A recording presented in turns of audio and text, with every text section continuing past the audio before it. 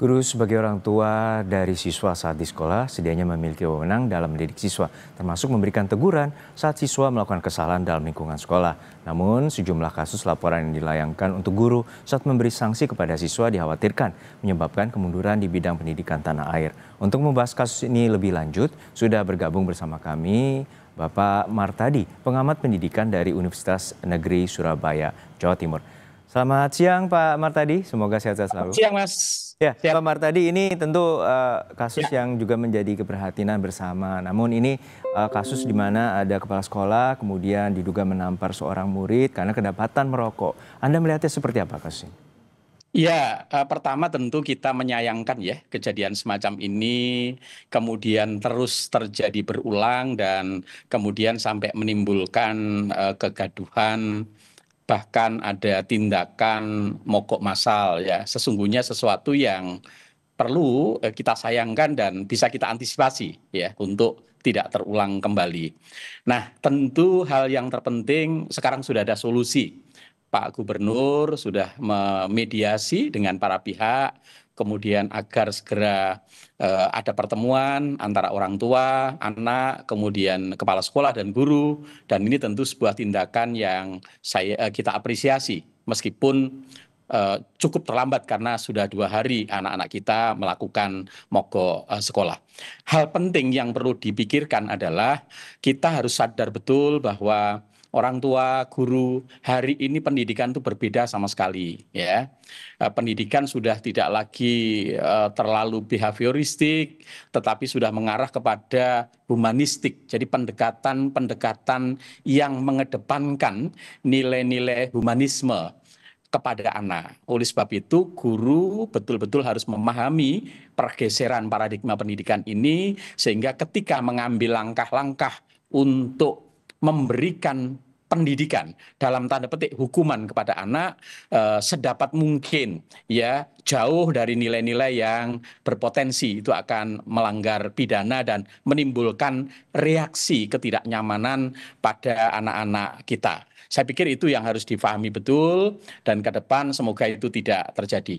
Hari ini juga sudah clear sebenarnya ada Permendikbud nomor 46 tahun 2023 tentang perlindungan anak, dan itu sudah tegas mengatakan apapun tindakan kepala sekolah meskipun bahasanya adalah itu karena reaktif ya, itu tetap tidak dibenarkan menghukum dengan menggunakan physically karena itu bertentangan dengan Permendikbud tahun 2003 tahun 40 nomor 46. Ya, ini sangat bertentangan. Tetapi juga mohon maaf adik-adik, anak-anak kita yang luar biasa, generasi Indonesia ke depan juga tidak dibenarkan kemudian kita membela kawan kita karena bentuk solidaritas yang melanggar sebuah aturan dengan cara-cara yang kemudian juga tidak tepat. Nah, ini saya pikir dua sisi harus saling melakukan refleksi diri, ya, saling menyadari tujuannya baik, lalu kemudian tidak reaktif ketika mengambil tindakan sanksi terhadap sebuah peristiwa tertentu, termasuk pemerintah daerah. Baik, kalau dari aturan Permendikbud sudah diatur, kemudian sejauh mana keleluasan dan juga wewenang guru ataupun dari kepala sekolah baik itu nanti di sekolah demi mendidik anak-anak menjadi generasi yang baik, seperti apa tindakan ataupun sikap yang harus diambil oleh pihak sekolah? Ya, sesungguhnya agar ini tidak terulang, karena sudah ada Permendikbud 46 tahun 2003 yang mengatur tentang perlindungan anak, maka guru kepala sekolah harus paham betul. Bukan berarti di situ tidak boleh memberikan hukuman. Karena esensi pendidikan pasti reward dan punishment. Itu dua hal yang saling terkait.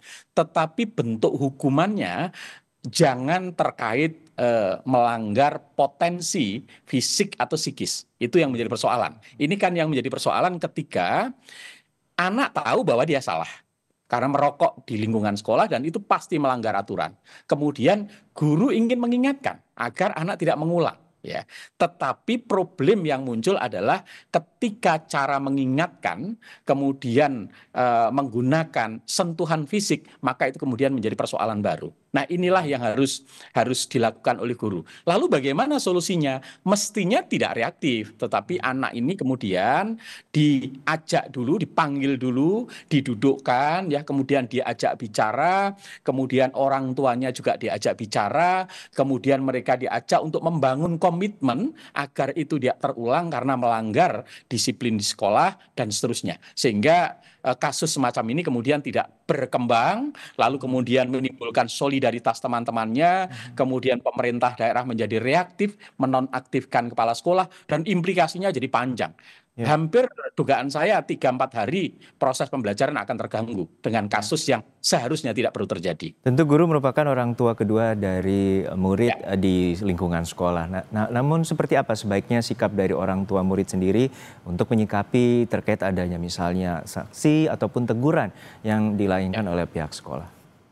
Iya, jadi sekali lagi orang tua harus sadar bahwa sekolah itu adalah bagian yang tidak terpisahkan untuk mendidik putra-putrinya. Mereka harus membangun komunikasi yang baik antara sekolah dengan orang tua. Jadi bukan transaksional.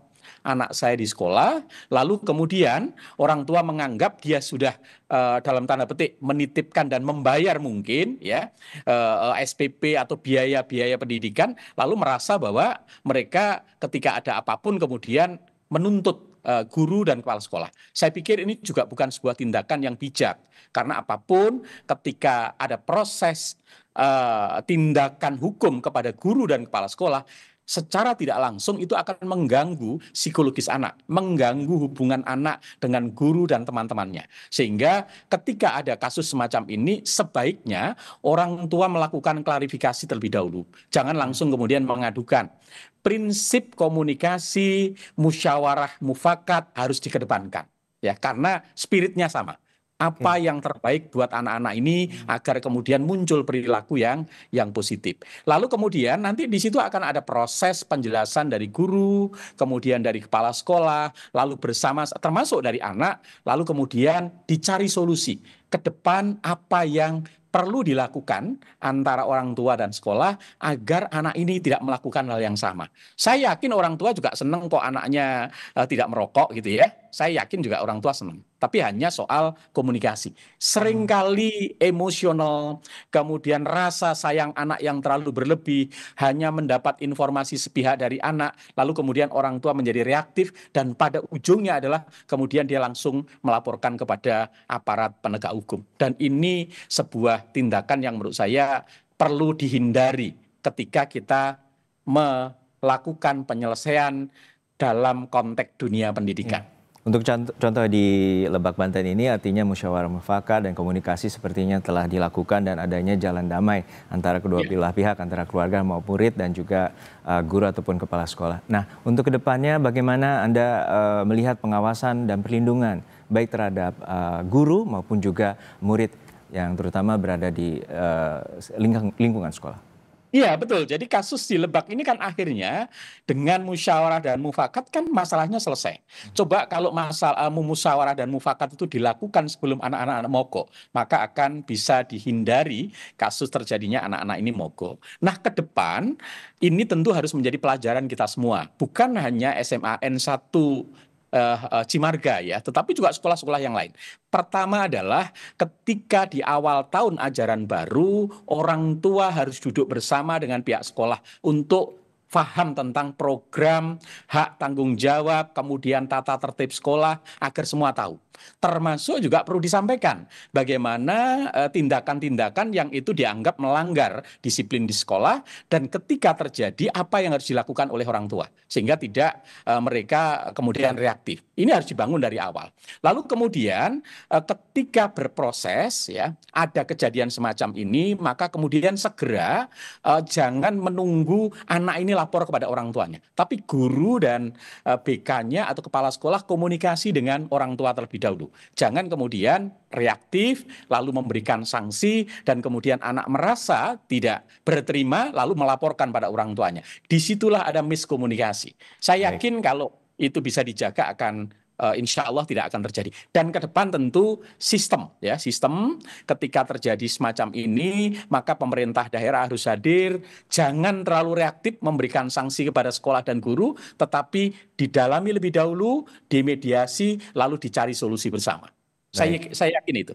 Baik, pendidikan penting dan kemudian penegakan dan juga terkait dengan reward dan punishment juga penting. Namun demikian perlunya perlindungan baik guru maupun murid yang saat ini berada di lingkungan sekolah. Sekali lagi terima kasih atas perspektifnya Pak Martadi, pengamat pendidikan dari Universitas Negeri Surabaya, Jawa Timur telah berbagi bersama kami di Kompas Siang.